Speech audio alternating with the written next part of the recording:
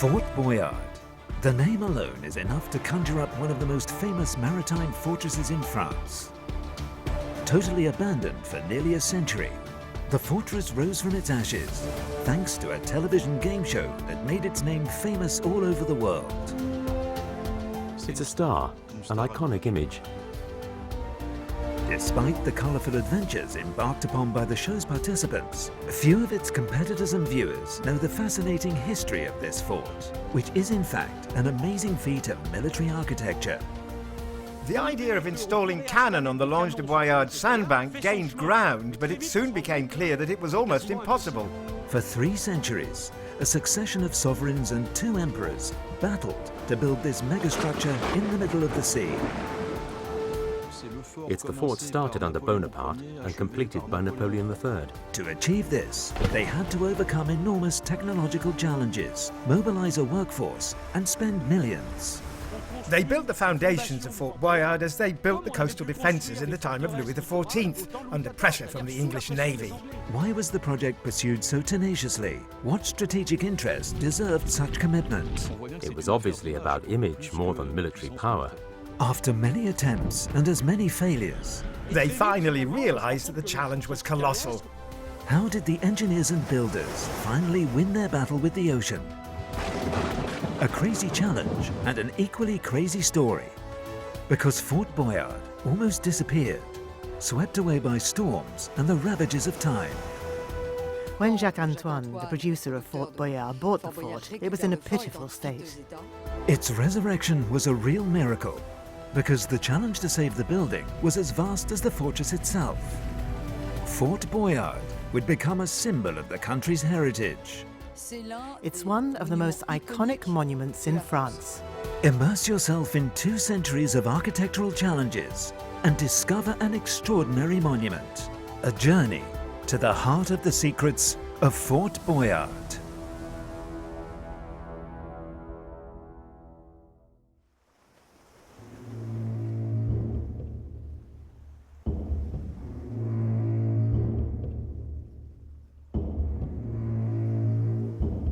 Fort Boyard, one of the most famous maritime defences in France. Standing in the middle of the ocean, this stone megastructure gazes out to sea. This incredible fortress was supposed to defend the kingdom's coasts from any attack.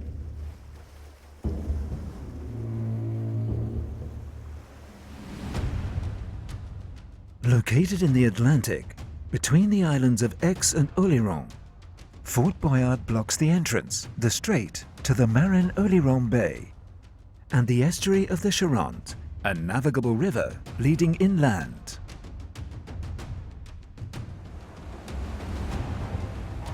Here, 210,000 cubic feet of building material, comprising several thousand tons of rock, emerge from the sea, rising to a height of 66 feet.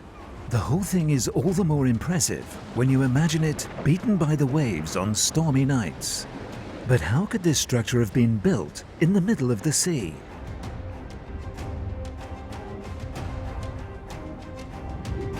Beneath the masonry, on the sea floor, is the base upon which the structure stands.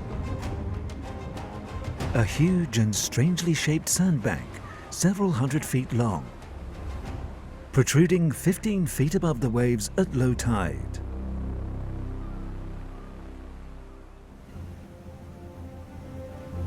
This sandbank, lost in the middle of the ocean, has a long history behind it. A history that geologist Eric Chaumillon knows well.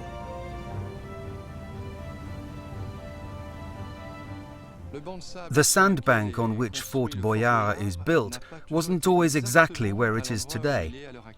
When you look at old maps dating from the 17th and 18th century, you realize that it was located a little further west. So what has happened is, this sandbank has moved gradually into the Marin-Oléron Bay. In the channel, the sand moved, shifting with the currents and settling on the coasts, filling the bays and estuaries. As crazy as it may seem, the sandbank around Fort Boyard is still moving. The Boyard sandbank is still moving today. One part of the bank is moving towards the island of Aix, and another part is moving towards the island of Oléron. In 1585, a Dutch sailor, Lucas Johnson, created a map entitled Maps of the Coasts and Islands from Poitou to the River of Bordeaux. He indicated a dangerously high sea floor between the islands of Aix and Oléron. He named it the Boyard, the Dutch for sandbank. It would later become known as the Boyard Hollandais, the Dutch sandbank, and then the Lange de Boyard on the French maps. The great adventure had begun. The Lange de Boyard is a real danger because it's a sizable shoal which is several feet higher than the surrounding sea floor and, above all, facing the Charente estuary.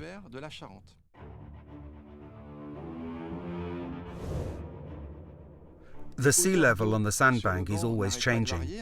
At high tide there's more water, at low tide there's less, and when there are high tidal coefficients there's very little water indeed, so there's a real risk of running aground.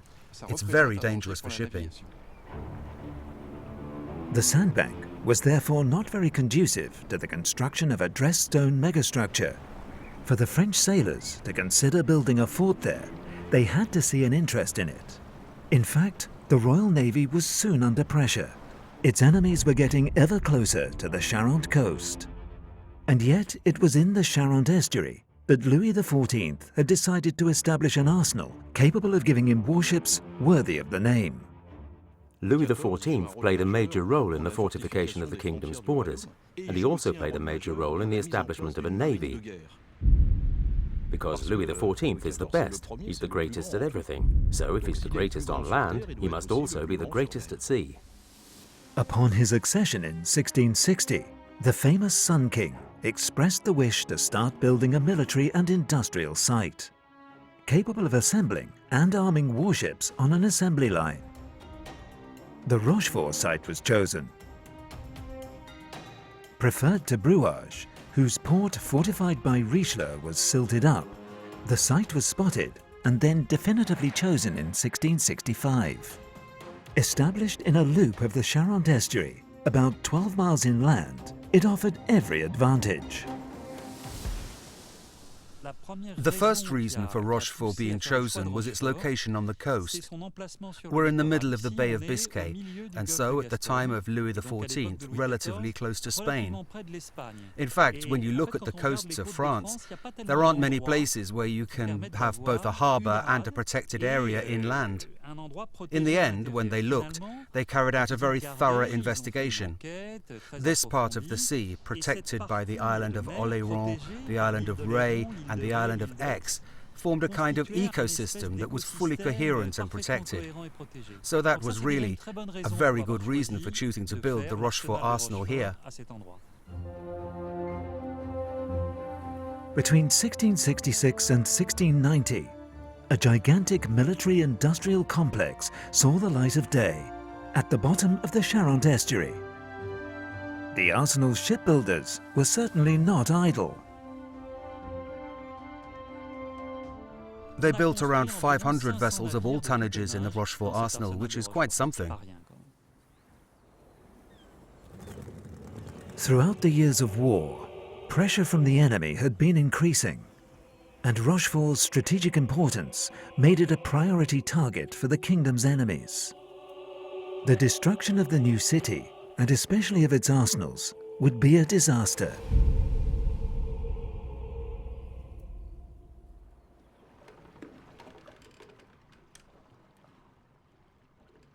It was absolutely vital to defend the mouth of the river from attack by sea, because once assembled, the vessels left the estuary and were anchored in the harbour on the island of Aix. It was there that they were armed and supplied with food and fresh water. The largest cargo ships returned to Rochefort, weighed down by their freight, also dropped anchor opposite the estuary. This vast anchorage area was vulnerable. It had to be protected by building a network of coastal fortresses. It was the ring of fire of the Pertuis Sea.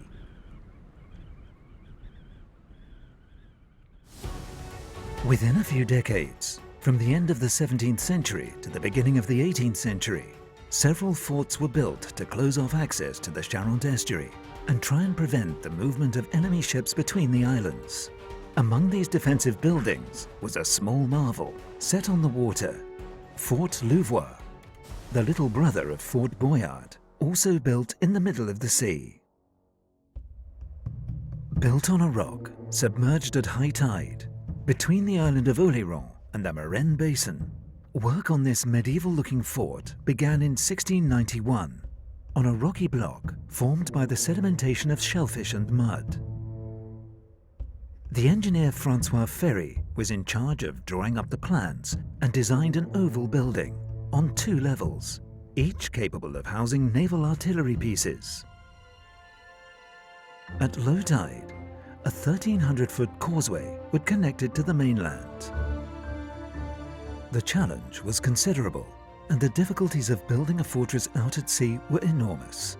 With each ebb tide, no less than 1,000 workers would go into action, but the task soon turned out to be colossal. By the time the last foundation stone was laid, on October the 20th, 1691, half of the total budget had already been swallowed up. The architect's ambitions would have to be scaled back.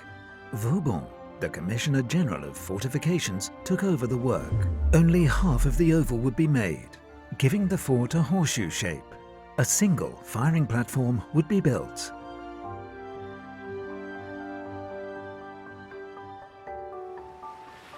And so these fortifications were built very quickly, sometimes too quickly. There were accidents. Sections of wall collapsed because they were built too quickly. They were under pressure from outside events, but they did it anyway. And at the end of Louis XIV's reign, it can be said that on the whole, this method of securing the Charente estuary was pretty much complete, using the technical means of the time. However, despite the construction of this ring of forts, the Charente estuary was still not completely protected from enemy attacks. The weak point of the defensive system was well known, the Longe de Boyard. If the English ships arrived in front of the Antioch Strait, the maritime corridor between the island of Ré and the island of Oléron, they would come out at the 2 channels leading to the Charente estuary, one being the arm of the sea between Fouras and the island of Aix, and the other, a much wider one, between the island of Aix and the island of Oléron. To block off the strait, they would have to build a fortification on the Longe de Boyard. But there was a problem. The site in which this fort would be placed was closer to the island of Oléron than to the island of Aix. With a maximum range of 5,000 feet, the artillery of the time would be unable to use crossfire to protect the western and deepest passage.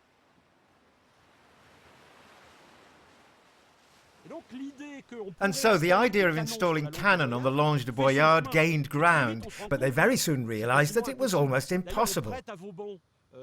It's reported that Vauban said rather famously to Louis XIV when talking to him about this plan to build a fort there, "Sir, in my view, it would be easier to seize the moon in your teeth than to attempt such an undertaking in such a place."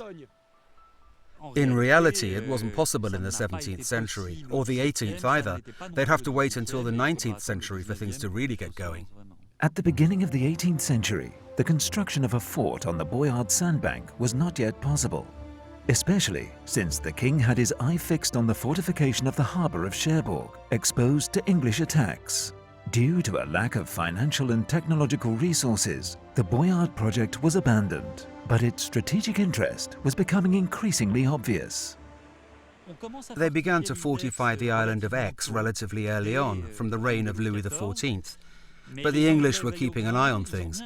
They understood that the island of Aix was an extremely strategic place, and they weren't going to let the French develop anything too substantial there. In 1757, they carried out a raid, and in 1 hour they levelled everything the French had built. The French Royal Navy was in such a state of decrepitude that 20 English frigates carrying nearly 10,000 men entered the Bay of Biscay. During the landing, the gun battery on the island was destroyed, but the raids were not supposed to stop there. Their goal was Rochefort, which needed to be destroyed. For the French, the arsenal had to be defended. The raid had been a stern warning, and it revived the old idea that it was vital to close the channel between the islands of Aix and Oloron by building a fort on the sandbank. The concept of the creation of fortifications at the beginning of the 19th century had evolved quite a bit since the creation of the Ring of Fire in the Charente estuary with its half-moon forts and keeps. Now they started from a different basis with fortifications that were much more solid, where the artillery batteries wouldn't be placed on open platforms but would be in housings called casemates. They were getting gradually closer in design to a warship, but one that would be built of stone and which could be installed on the Longe de Boyard. But the project, estimated at £4 million or €9.5 million, remained very expensive. It would take a lot of money and a great deal of political will to carry it out. On the eve of the French Revolution, the Ring of Fire in the Strait was still unable to fully protect Rochefort. The fortifications were struggling to fulfill their defensive role, and the coasts of Charente were constantly at the mercy of the English. This situation was far from satisfying for a skilled artilleryman and general by the name of Napoleon Bonaparte. In 1801, the first consul, Napoleon Bonaparte, who knew a great deal about artillery, set up a committee to think about the protection of the Rochefort arsenal and the harbour on the island of Aix. Bonaparte was the man of great projects. In 1787, he led an expedition to Egypt. At the end of this revolutionary period, France was enriched by technological means and financial means, because the French armies brought back booty to France from every military campaign. There was money, power, authority. It was the right time to launch such an extravagant project. Extraordinary projects can only happen in extraordinary times. In 1801, a committee looked into the construction of two forts, one on the islet of Inet, the other on the Boyard sandbank. The Longe de Boyard fort would be massive, two-tiered and in the shape of an elliptical ring. It would be 260 feet long and 130 feet wide, an ambitious monument, twice as long and wide as the Arc de Triomphe in Paris. The most difficult thing about building it would be creating a solid base in the open sea, 16 feet underwater. Fort Boyard would therefore be built on sand in the middle of the channel, set on a riprap base, 490 feet long and 490 feet wide. To embark on a project as crazy as that of Fort Boyard, you need excellent technical skills. Fortunately, this was a time when they were giving engineers a theoretical education, which was much better than before. At the time of the consulate and at the beginning of the empire, there was a body of engineers that was extremely experienced and well-trained and whose technical knowledge was at the top, so they could embark on major challenges such as the construction of Fort Boyard. And the first time that they really invent a fort, completely adapted to the artillery of the time, at the end of the 18th century, it's Fort Boyard. Although the top of the sandbank was the ideal place to build the fort, the range of the guns of the time meant it had to be in the middle of the passage. It would therefore be built on an artificial riprap mound located half a mile further north. This new location placed the fort 9,500 feet from the island of Aix and 7,800 feet from the island of Oloron. The Boyard project, in fact, is based on an extremely simple principle, which is that there's a sandbank, and it has to be raised by about 15 feet to reach sea level. So they make a big pile of stones, and on this pile of stones they build a dressed stone platform. And on this platform they build a fort. Said like that, it's not complicated. In reality, it's obviously a bit more difficult. So imagine the creation of an artificial reef the size of a football pitch, and above all, which can be made to be relatively flat in order to be able to start building a fort. It soon becomes obvious that technically it's something that can't actually be achieved. The first problem is simple. The part of the sandbank upon which the fort will be built is only visible at low tide and remains at a depth of 15 feet. The technical and financial challenges are quite simply colossal. Even Napoleon was obliged to make a few concessions to nature. Even if the additional costs of the works related to the new location were considerable, First Consul Bonaparte gave the go-ahead for the project on February the 7th, 1803. 10 ships were assigned to the initial works. and 16 were still under construction in Brittany. The site, lost in the middle of the ocean, was a long way from everything, and especially from Rochefort. They needed a support base. They chose to set up a base camp for the site at the mouth of the Palatine Channel, a navigable channel on the island of Oléron.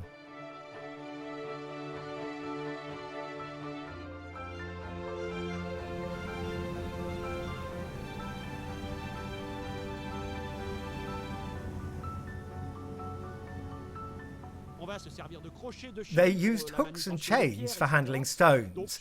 On the Boyardville site, they had both housing for the workers and a kind of small HQ where the engineers would be housed, to ensure that they had the maximum number of human resources and command posts as close as possible to the construction site.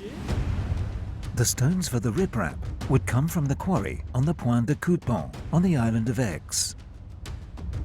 The best quality stones used for the building would come from the quarries of Saint-Savignan-sur-Charente and Crezanne.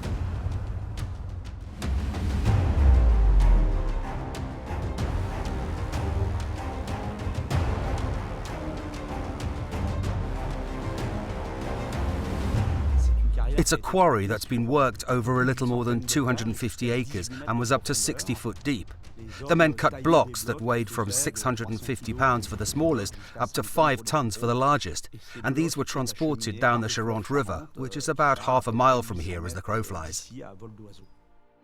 Used since the 1st century AD by the Roman legionaries, limestone from the quarries of Crezanne was used to build the Gallo-Roman monuments in the region, such as the Arc de Triomphe and the amphitheatre in the city of Mediolanum Saintonum, known today as Saintes.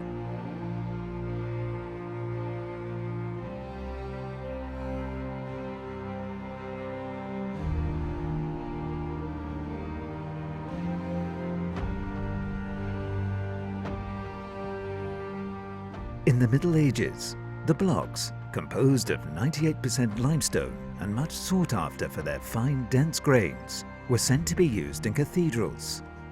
It was therefore only natural that this material would be used for the construction of the forts in Charente, including the famous Fort Boyard. This Crezanne stone has a particularity. It hardens over time. Unlike a lot of limestone, this is a stone which improves with age. In 4 to 5 years, the first 1/16th of an inch of its exterior becomes hard, and this makes it completely resistant to bad weather, to attack from the salty air, and the ebb and flow of the tides.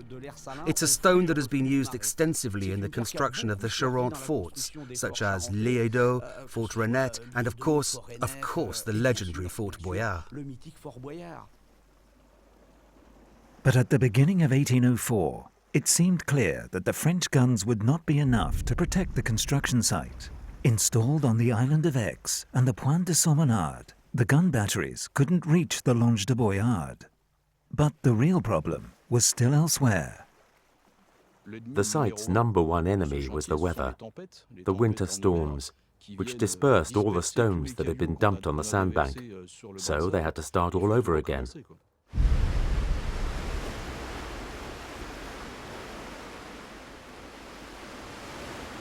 It's true that being in charge of a project like this with a boss called Napoleon wasn't necessarily easy. So there was a high turnover, there were a lot of resignations. Despite the difficulties, in mid-May 1804, a block of more than 23 feet, taken from the island of Aix, was sunk in the port of Boyard, at the centre of the future fort. It was equipped with an iron beacon to serve as a landmark. By the end of 1804, 13,000 cubic yards of stone, equivalent to more than 20,000 tons of material, the weight of 454 articulated trucks, had been dumped on the sandbank. It's a site which ultimately will move in time with the tides. At high tide, they submerge blocks of stone. At low tide, they unload workers so that they can arrange these blocks of stones, move them, make sure they are better organized in relation to each other. They also try to secure them with iron fittings, chains, and iron bands. In 1805, 34,000 cubic yards of stone were dumped. The following year, 21,000 cubic yards further reinforced the riprap mound, which could now be clearly seen at low tide. The construction of the first course of stones began with blocks of 105 cubic feet, weighing more than 6 tons. But these blocks were swept away during a storm in October 1806.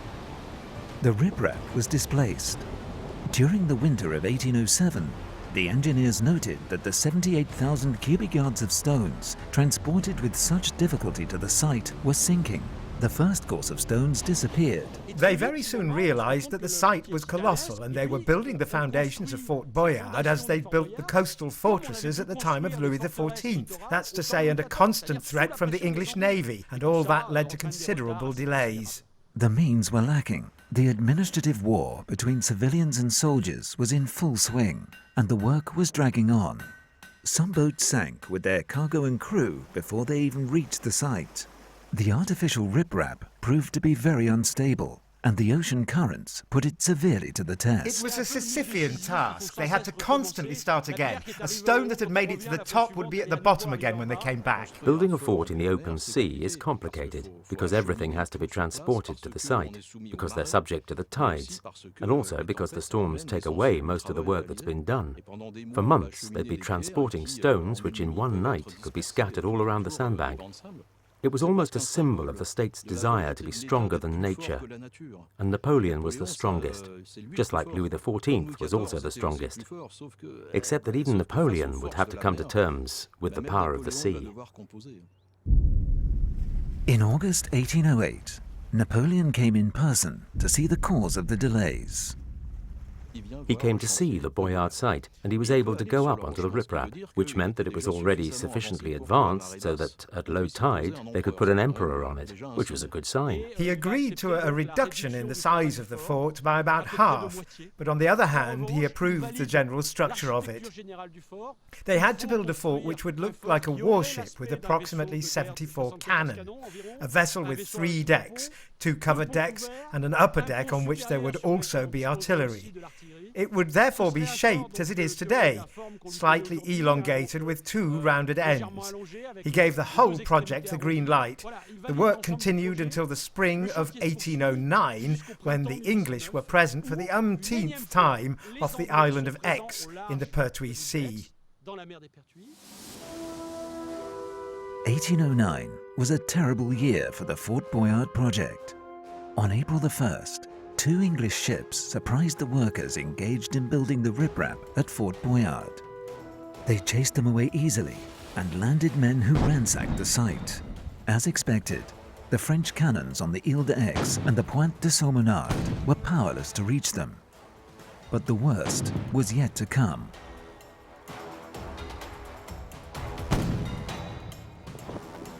On April the 11th, 76 ships flying the English flag approached the island of Aix and came to anchor on the Boyard coast. Opposite them, the French could line up only 12 vessels and 4 frigates, which blocked access to the harbour but were unable to manoeuvre. The English loaded 50 ships with explosives and launched them straight at the French fleet. It was a disaster. The fireships set fire to the French ships, which ended up running aground. Following this massive disappointment, Napoleon decided to postpone the Fort Boyard site because it was now established that it was ultimately impossible to carry out the work safely. The English were the masters everywhere. To protect Rochefort, Napoleon therefore began construction of 2 more modestly sized fortresses.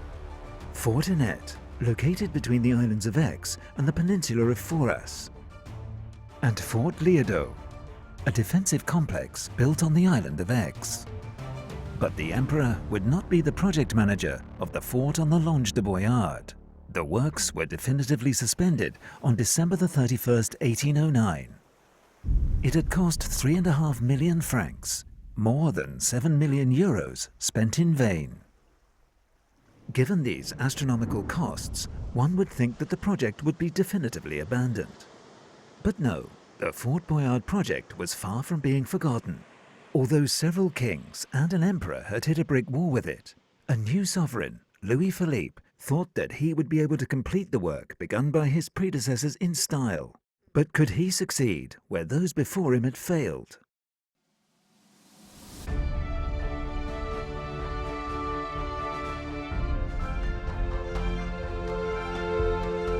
In the middle of the 19th century, an event favoured the continuation and progress of work on the Boyard sandbank: the Industrial Revolution.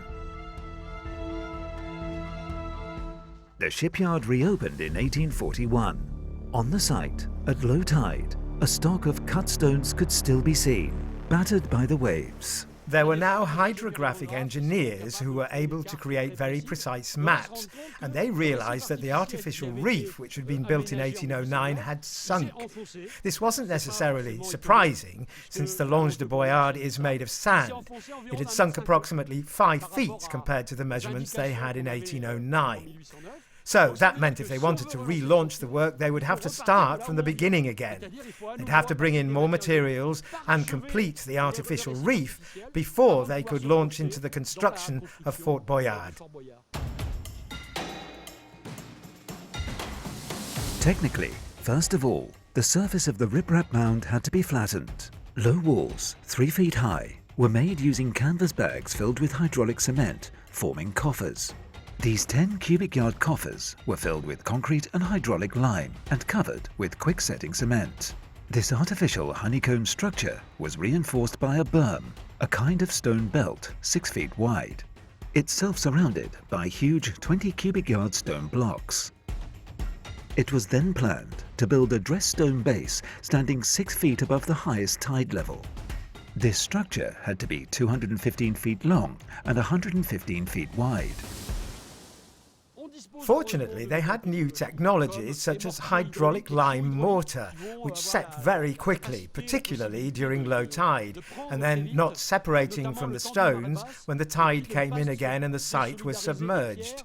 Then they had a factory that was set up in Boyardville, and they started to house workers for the site, and it all began again.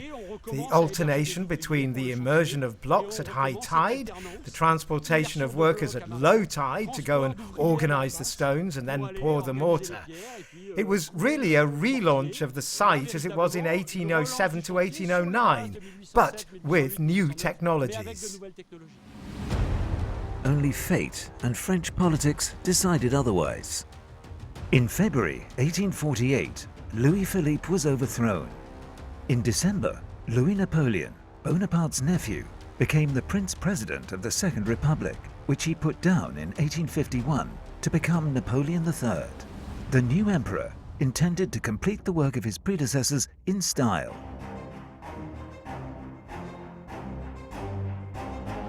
His engineers would follow the plan from 1841, largely inspired by that drawn up in 1801. The fort would take the form of an ellipse, built on 5 levels, each 13 feet high, opening onto an inner courtyard 40 feet wide. A large monumental staircase plunging into the sea would be built to the west. Designed as a warship, Fort Boyard would be able to operate completely independently. 3 rainwater cisterns, with a capacity of 71,000 gallons and 13 powder magazines and bunkers, were therefore incorporated into the construction of the base. On the ground floor, 22 casemates, a little less than 16 feet wide and 26 deep, opened onto the courtyard. The outer walls, built in Crezan stone, were 8 feet thick at the base because the fort would also have to resist storms, during which the pressure of the water on the walls could reach 30 tons per square yard. Between 300 and 500 labourers would work in shifts, day and night, on this extraordinary site. A staircase, plunging into the sea, provided access to the fort.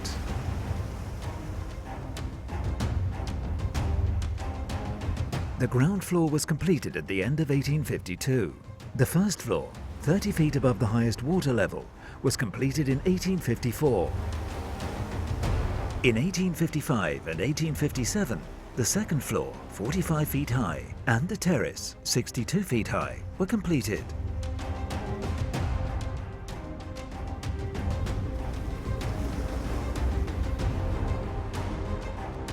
In the basement, the bunkers were used to store coal, ammunition, food and drinking water.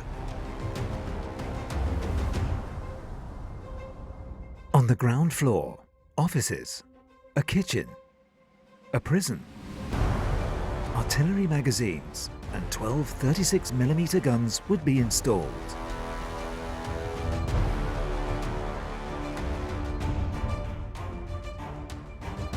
The first and second floors would be able to receive 44 22mm howitzers, but would be mainly dedicated to housing a garrison, which could number up to 264 men in times of war.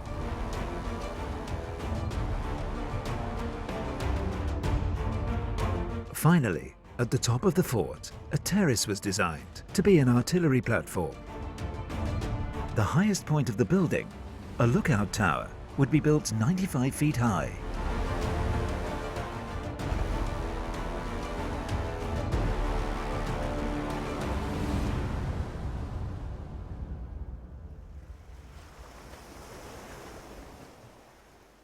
But curiously enough, this watchtower would not only monitor the enemy coming from the sea, but the 260 men in the garrison.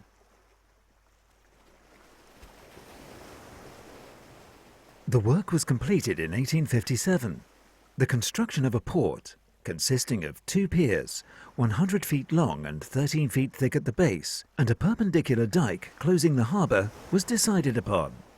In 1860, on the Antioch Strait side, a spur was built on the riprap, against which the waves would break, because the fort could be plunged into the heart of an incredible storm, which would cause it to oscillate and make its occupants seasick. In the Charente estuary, it is not uncommon for the Marine Weather Services to record waves 30 foot high, weighing up to 6 tons per square yard. Recently, during a storm, waves measuring 30 feet hit the coasts, exerting a pressure of 12 tons per square yard. The weight of 2 male elephants on a 3 foot by 3 foot square. An extraordinary force, capable of lifting blocks of granite weighing several hundred pounds and moving them as if they were tiny pebbles.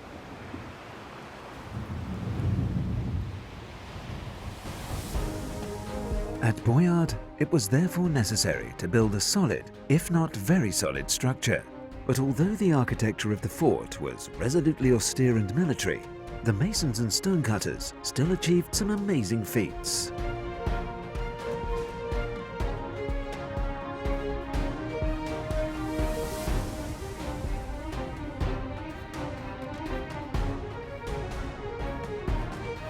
The art of its assembly was inherited from the builders of fortified castles and cathedrals.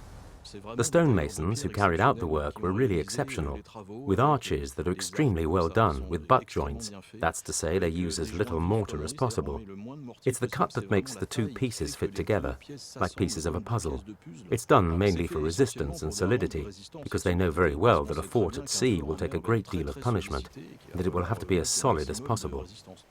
It's a prestigious site. It's a site which, in a way, shows the genius of French engineers. They remain silent about the fact that they had endless problems completing it, and it's true that from the moment it was relaunched in 1841, it was finished within 25 years, which seems quite reasonable for a site of this size. On the 6th of February 1866, Fort Boyard was officially finished. A total of 8.6 million francs had been spent on its construction. 2 billion euros.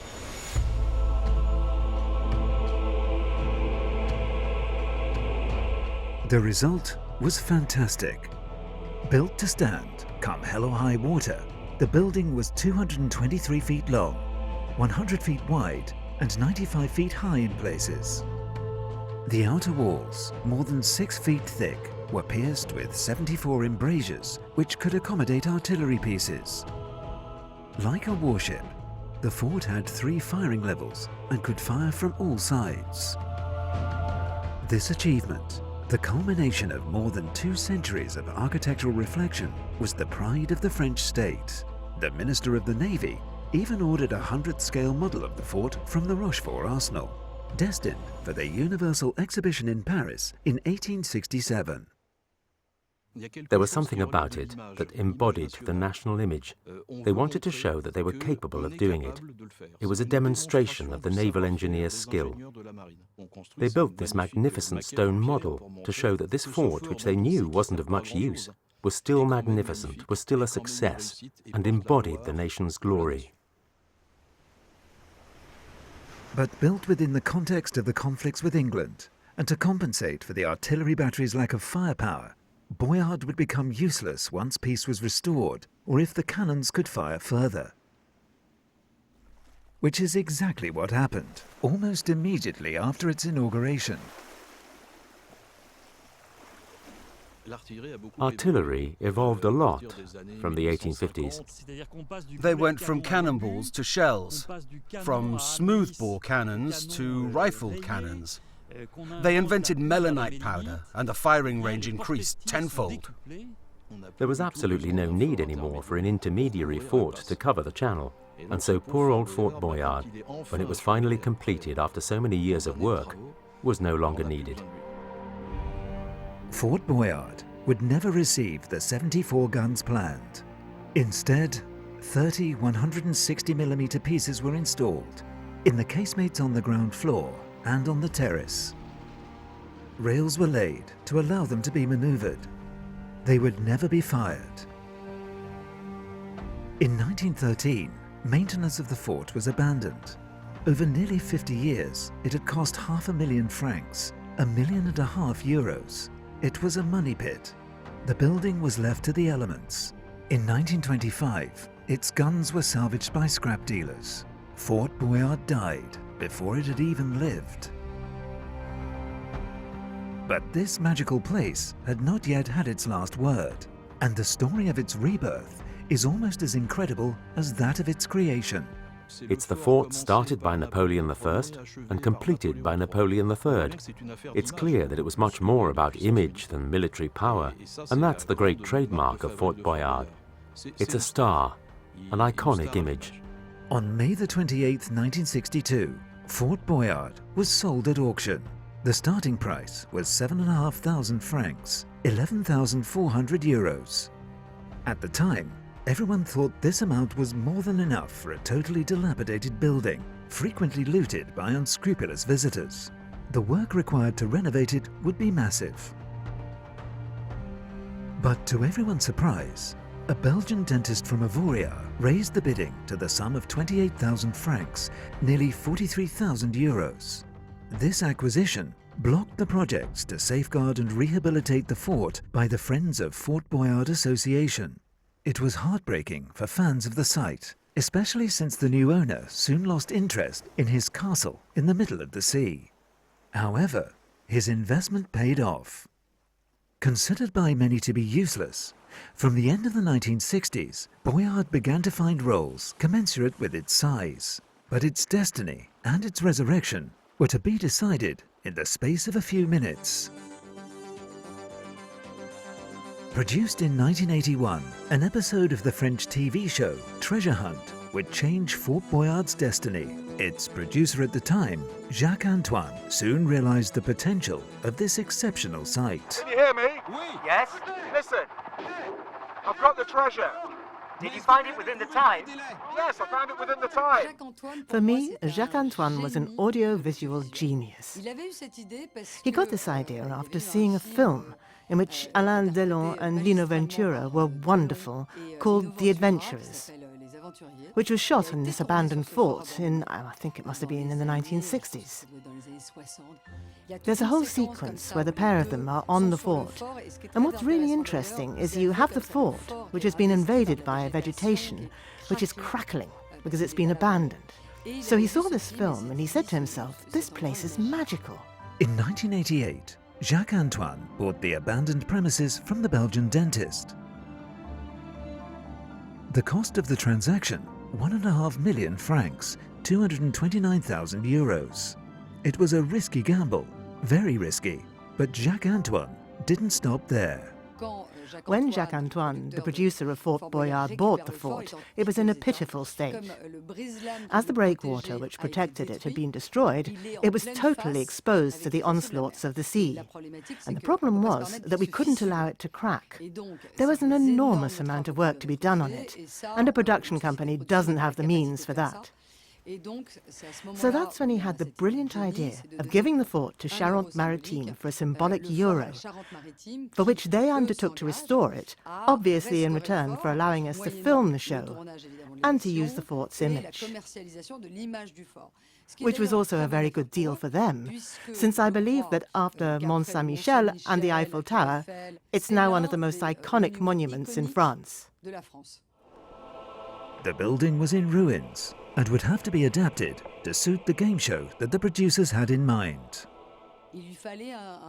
He needed a place that symbolized, at the same time, war a bit. He needed to be able to create playing spaces there, and a legend. And the legend of this fort corresponded exactly to what he had in mind.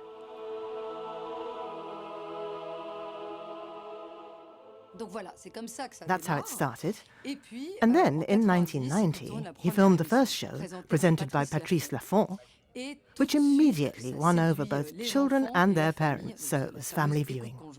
So, is this a new game? Is it an adventure? It's hard to know when you first come here. In any case, it's very impressive. It's a game, and it's an adventure. A game that takes place here becomes an adventure. The problem is that when you're making a television program, and few people know this, there are 140 of us on the fort, 140 people doing 35 jobs, ranging from the animal wranglers to the set decorators, security, the catering, the production staff. There are a lot of people. If competitors can hear me, please come down to the courtyard, thank you. And the fort isn't made to accommodate, in quotes, the public. It's a hostile prison, and not at all a place for filming television shows. So along with Charente-Maritime, they had to build a lot of things, if only for access. They created a kind of docking area for boats, and a huge gangway. To access it, your boat docks at an offshore station, and you're airlifted onto it. That's to say that a basket is lowered onto the boat, you climb into the basket, and you're airlifted onto the fort. And there you have a footbridge to enter it. They also had to bring cables in, since there were cameras and technology. So there was a whole network of cables. And they had to respect the monument, so they couldn't make holes in the fort. It was very important to pay attention to that. There were a multitude of things like that. Well, they had to create a landing station for a helicopter, because it's stupid, but there are times when you can't get there by boat, because the sea is too rough. And at that time, you have to plan for emergency evacuations. So they evacuated by air, by helicopter. It was also possible to survive in the fort. Imagine that neither a helicopter nor a boat could get there. It was possible to live on the fort for 24 hours. So it's all extremely complicated. Giving the public access to the fort is impossible.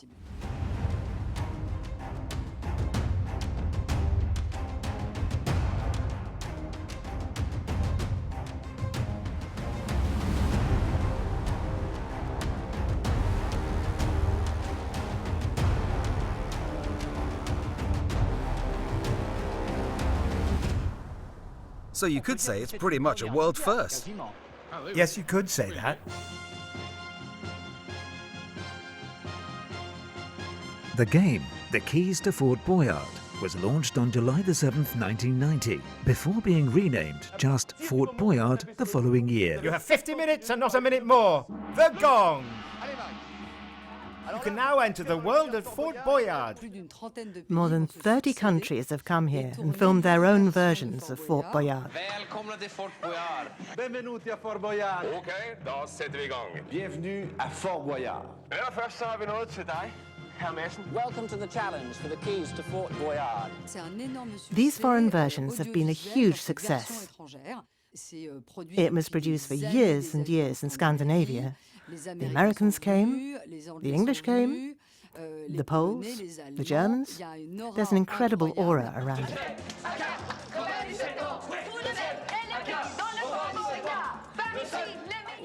In Morocco and in Russia, it's been the most successful show on Moroccan and Russian television. And so much so that Putin mentioned it. As it's the only place like this in the world, foreign production companies are forced to come here, which contributes to the reputation of the fort and of Charente-Maritime. Without treasure hunt and the courage of Philippe de Dieuleva, who almost drowned that day, this new game show, now famous all over the world, would probably never have seen the light of day.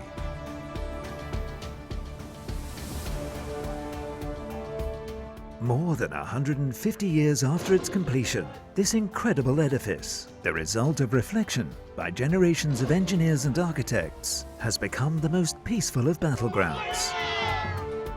The useless fort, born of strategic necessity and the delusions of grandeur of certain sovereigns, Boyard has found its vocation. Set on the sandbank whose name it bears, this challenge to the ocean, achieved against all the odds, continues to make us dream.